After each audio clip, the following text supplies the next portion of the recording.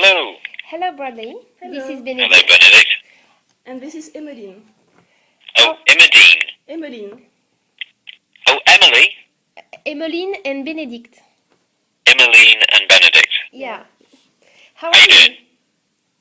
How are you? I'm very well, thank you. How are you? Fine. Thank you very much for taking time to make this interview. Not at all. It's a pleasure. Okay. We are going to start this interview with some Merlin specific question, if it's okay. Okay. Okay. Is it hard to be one of the most important character and yet among the most oblivious ones about what is really going on?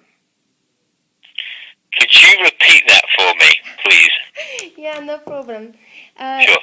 Is it hard to be one of the most important character and yet the one who sees not what happened in Camelot about magic and everything else? The one who basically doesn't see all the magic happening. Yeah. It's I suppose it's quite easy in that sense because Arthur tends to be unconscious most of the time whenever magic's happening. He gets knocked on the head or something happens. He passes out, and then Merlin does some magic. So it's not too difficult to avoid it really. They always make sure I'm asleep or unconscious or just out of the room. So it's not too difficult. Okay. What do you think Arthur will find harder to forgive for Merlin when the secrets are finally revealed? Like, will it be that he has magic or about Arthur's birth, maybe? I think the secret of Merlin's magic is obviously it's a huge one because it's kind of it's quite crucial to the show and the way the show works, and so I think Arthur finding that out will be huge. So when that does happen or if it happens, it will be it will completely change the dynamic of the show in the way that the characters relationships are with each other. So I've got my fingers crossed that it happens. I'd like to see Arthur sort of find out without Merlin knowing, so that you've got that sort of period of time where Arthur has to make a decision for himself on what to do about it. So we'll see how the storytellers go about telling a story. Okay, and it would be very intriguing, and I think it would be a good storyline here. In the beginning of season 3, we see more and more the future king in Arthur's behavior. What do you think help him evolve from the arrogant brat we met in the pilot to this future king? Well, I think Arthur's progression as a character sort of has to be the most gradual through the show. I think because ultimately we're following Arthur on his way to become king. It's that's kind of a through line for the show. Is Merlin helping Arthur get there basically. So you always see a gradual progression with him. So you're probably at the halfway point of seeing him kind of become the man who could become king. And at the moment he still has a touch of that kind of brattiness about him. He still kind of treats Merlin like crap. But at the same time he's starting to make more decisions that sort of show people that he is the king that everyone knows he will become.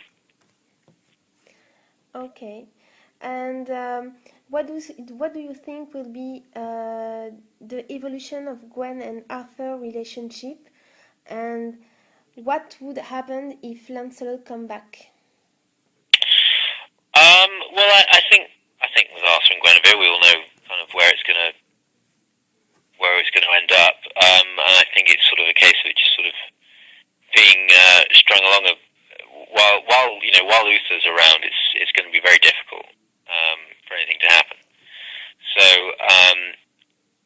it's, you know, and also the factor that you know there is Lancelot in the situation as well also proves a bit of an obstacle.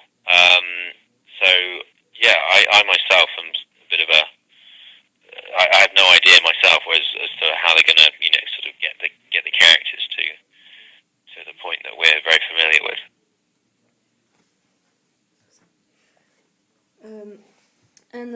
About Arthur's relationship with Merlin, it seems in the beginning of season 3 that it's really evolving more as a relationship as not equals but more like friends.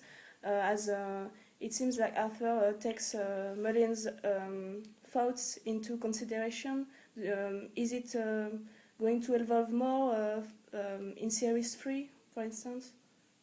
Yeah, well, ultimately Merlin becomes Arthur's advisor, so, you know, we need to start showing signs that Merlin's capable of doing that, and that Arthur's capable of listening to him, and, you know, and taking his advice and being a leader, but using it to be a leader.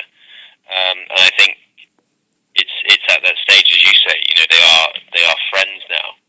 They perhaps wouldn't openly admit it, but they are, you know, they are friends. They do spend a lot of time together and find themselves. They've been through a lot. They've been through a lot of situations together. So, you know, ultimately that's drawn them closer together. And I think Merlin is, you know, sort of stepping up in terms of making it. When he speaks, Arthur is more willing to listen to Merlin because of you know, what they've been through in the past and having that trust in him. And so Arthur really trusts Merlin in season. He trusts more Merlin in season 3 than he trusted him in season 2. Yeah. Well, again, it becomes part of that gradual process for Arthur. I think a lot of the other characters find themselves going through sort of the changes in the other characters are a bit more jumpy. You know, they will take big strides in development, whereas Arthur is there's just that gradual progress, and part of that is his relationship with Merlin has this kind of gradual build of trust that's you know, it's quite strong now. As I say, they've sort of been through 2 series worth of adventures together, and Merlin has always, you know, sort of proved himself, and they've both kind of, you know, been there for each other, so they have that bond that's starting to form. Now we are going to ask you some general question about Merlin. Right. What was your favorite scene to shoot and your favorite one to watch on screen? Favorite? Oh God. Favorite scene to shoot? I think is probably one that's going to be coming up. Well, the favorite scene to shoot that's been aired so far is episode 11 of series 1. Arthur and Merlin find themselves on a beach with Anhora, the keeper of the unicorns, and we filmed on a sunny day in October a couple of years ago. We were there all day, and it was a beautiful day, and it was just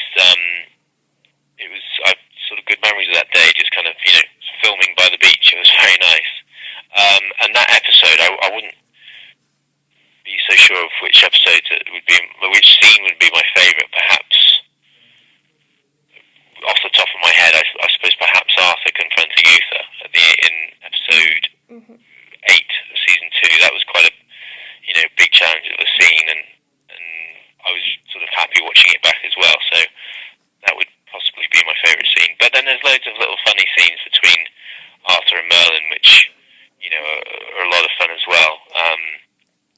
Which, you know, little moments like where they almost hug, and you know, the constant bullying sort of moments, and then Merlin getting his own back in his own little secret ways. They're always, you know, quite a lot of fun to watch as well.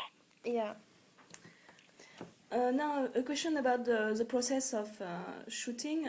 Is it hard to work with CGI because you're often in Arthur is often in battles, and sometimes you can see the opponent. So is it difficult to work like that? Yeah, well, quite a lot of the time you're often staring at fresh air, or just a bloke in a tracksuit or something. You're not looking at what you're actually going to see when you watch the episode. So you have to have a very vivid imagination, and I think luckily I'd say I have one of those. And also just through practice, you've kind of got to, you're sort of being used to the situation of trying to imagine that you're fighting things is one that you feel more comfortable with, I guess, the more you do. And so when the crew aren't laughing at you anymore, or rather when they are laughing at you as you're fighting fresh air, you kind of find it easier to get over because you've done it before, so it's not too much of a problem. And a last question, can you tell us some words in French as you are shooting in France? I hope you learn some words. Ouais. Mon français, c'est très mal maintenant. Mais je améliorerai mon français.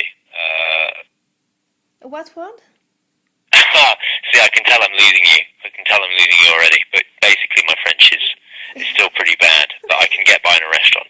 Not that bad, I can assure you. Right, okay. I know some people speaking French more badly than you.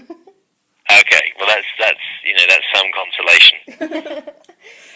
Thank you very much for the time you took, and good luck for the end of season 3.